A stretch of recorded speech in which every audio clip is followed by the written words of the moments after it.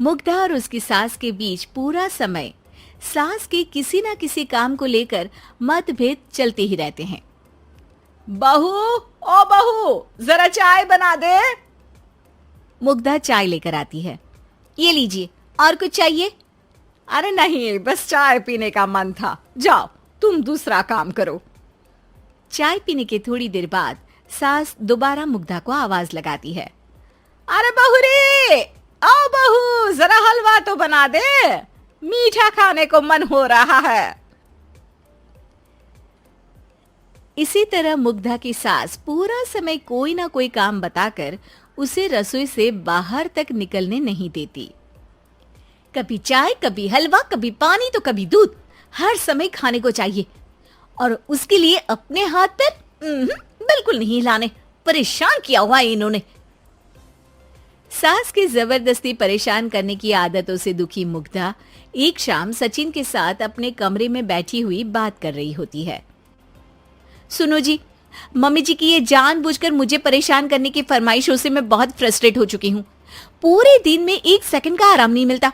रसोई से बाहर कदम रखती नहीं कि बहू ये बना दे, बहू री वो बना दे। अरे इनकी फरमाइशें चलती ही रहती है। अरे मुग्धा, माँ खाने की शौकीन है, पर उम्र हो चली है, खुद खाना नहीं बना सकती, इसलिए तुमसे बोलती है। अरे तो शौक भी उम्र देख कर रखने चाहिए ना। समझ में नहीं आता, हर समय फेविकॉल का जोड़ लगाए सोफे से चिपके बैठी रहती है। इतना सब डाइजेस्ट कैसे हो जाता है उन्हें? अरे तुम मेरी माँ से इतनी नफरत कैसे कर सकती हो?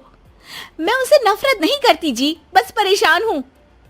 जहाँ मुग्धा अपने पति से ये सब बोल रही होती है, वहीं उसकी सास भी कमरे के बाहर दरवाजे से कान लगाए सारी बातें सुन रही होती है और अगली दोपहर रसोई में मुग्धा के पास जाती है।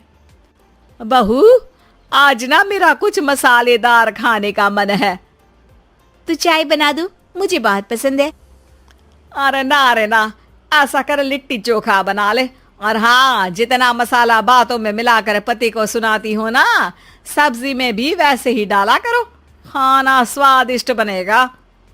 सास की बात सुनकर मुग्धा हैरान रह जाती है। मतलब अब पूरा समय मुझ पर हुक्म चलाने के साथ बंद कमरे में हुई पति पत्नी की बीच की बातें भी सुनती है? अरे बात जब मेरी थी तो सुनने में क्या दिक्कत है?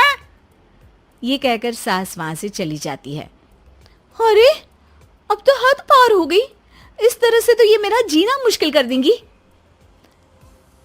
मुग्धा सास की हरकतों से परेशान उसका हल सोचने लगती है और इसी तरह कुछ दिन बीत जाते हैं, जिसमें सास का जन्मदिन आता है। मुग्धा बहुत खुशी के साथ अपनी सास को एंड्रॉइड मोबाइल गिफ्ट करती है। मम्मी, आपको सबसे बात करने के लिए बहुत दिक्कत होती है ना, कभी सचिन तो कभी मुझे बोलना पड़ता है, पर इस मोबाइल से आपको कोई दिक्कत नहीं होगी। एक जगह बैठे बैठे बहुत कुछ कर सकती हैं अब आप। मोबाइल देख सासू माँ खुश हो जाती है, पर उसे इस्तेमाल करना तो आता नहीं, इसलिए साइड में रख देती है। जिसे देख मुग्धा घर का सारा काम छोड़ मोबाइल सेट कर सास को इस्तेमाल करना सिखाने लगती है, जिसके बाद अब सास पूरा समय मोबाइल में ही लगी रहती है। हाय, जब से मम्मी को मोबाइल मिला है मेरी लाइफ में कितनी शांति आई है। अच्छा है, इसी तरह बिजी रहे तो मैं भी सुकून की जिंदगी जी पाऊंगी। अब मुग्धा जब मन करे काम करना, जैसा चाहे वैसा खाना बनाकर खाना, पूरा समय रिलैक्स और खुश रहने लगती है। क्या बात है, आजकल तुम बहुत चहक रही हो। अरे मम्मी जी से छुटकारा जो मिला है, अब ना फरमाइशें ना छुप छुप कर बातें सुनना। अच्छा, तो मोबाइल गिफ्ट करने की ये स्कीम थी। इसी तरह दिन बीतते हैं और अब मोबाइल पर लगी सास फरमाइशों की जगह सवालों के लिए बहू को आवाजें लगाना शुरू कर देती है। अरे बहू सुन तो, देख जरा किसी का फोन क्यों नहीं मिल रहा? रिचार्ज खत्म हो गया है, पर अभी 4 दिन पहले ही तो मैंने किया था, इतनी जल्दी कैसे खत्म हो गया? अरे मैंने कल तेरी कनाडा वाली मौसी सास से 3 घंटे बात की थी ना। क्या? इतना महंगा तो मोबाइल भी नहीं आया जितना महंगा इसका रिचार्ज पड़ रहा है। इसके बाद तो जैसे मुग्धा के दिन के 24 घंटे में से 20 घंटे सास के पास उनके मोबाइल रिलेटेड प्रॉब्लम सॉल्व करने की ड्यूटी ही बन जाती है।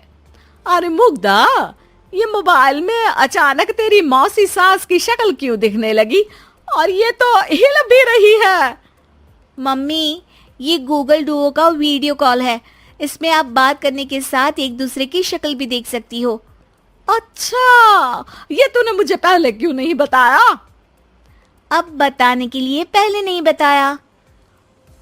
इसी बीच सचिन भी वहां आ जाता है और सास अपनी वीडियो कॉल में बिजी हो जाती है। क्यों, सास बहू में क्या गपशप चल रही है?